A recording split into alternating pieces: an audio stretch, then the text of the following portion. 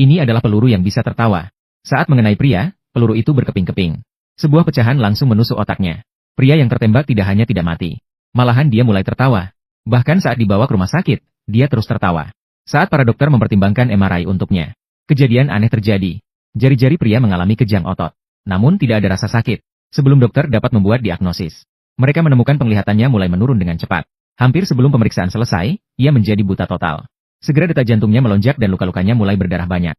Yang lebih mengejutkan dokter adalah, dokter di sampingnya, Furman, tidak hanya tidak membantu.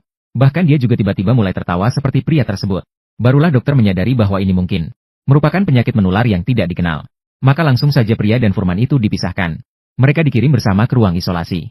Pada saat itu, Foreman menyampaikan petunjuk penting. Ternyata, untuk menyelidiki penyebab penyakit pria, dia pernah pergi ke rumah pria itu untuk mengumpulkan sampel yang mungkin mengandung bakteri. Kemudian dia mulai menunjukkan gejala yang sama dengan pria itu.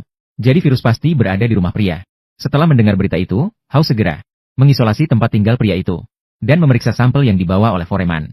Ternyata tidak ditemukan petunjuk yang bermanfaat. Kondisi pria itu mulai memburuk secara dramatis. Dia merasa sakit di seluruh tubuhnya. Dan tingkat rasa sakitnya terus meningkat. Melihat pria itu menderita, Foreman yang juga terinfeksi merasa tekanan yang besar. Sambil menghibur pria itu, ia mulai merencanakan sesuatu yang gila. Keesokan harinya, ketika Cameron mengganti perban di ruang isolasi, Foreman mengambil jarum suntik yang pernah digunakannya. Langsung menusuk ke pahanya. Dengan begitu, Camella bisa terinfeksi virus. Untuk menyelamatkan diri, dia harus mendengarkan saran Foreman. Rahasianya adalah masuk diam-diam ke rumah pria itu untuk mencari virus dan menemukan cara untuk memecahkannya. Namun sebelum dia menemukan apa-apa, berita buruk datang dari rumah sakit. Kondisi pria itu memburuk lagi. Dia yang tak tahan rasa sakit mulai merintih di tempat tidur. Meskipun Foreman memberinya suntikan adrenalin, itu tidak ada gunanya. House menganggap ini sebagai hiperalgesia. Ini menunjukkan bahwa virus sudah menyebar ke saraf nyeri otak manusia. Jadi rasa sakit ini tak akan berhenti. Satu-satunya hal yang bisa dilakukan sekarang adalah menyuntikkan obat membuat pria itu pingsan.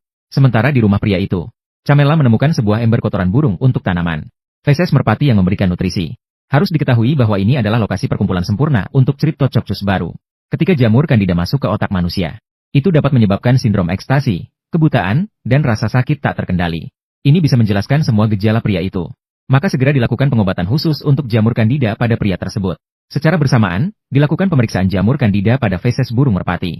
Ternyata setelah diberi obat, kondisi pria tersebut justru tidak membaik, malah mengalami serangan jantung mendadak. Foreman memberinya suntikan epinefrin yang cukup. Bahkan upaya penyelamatan darurat tidak berhasil. Hasil pemeriksaan feses burung merpati juga tidak menemukan jamur kandida. Garis ini berakhir di sini. Melihat pria yang meninggal di atas tempat tidur sakit, Foreman seolah melihat akhir yang akan datang. Ketika segala harapan lenyap. Namun, House diam-diam memberinya pahat es dan palu. Dia ingin meminta Foreman untuk mengeluarkannya dengan alat sampel lobus otak dari pria itu.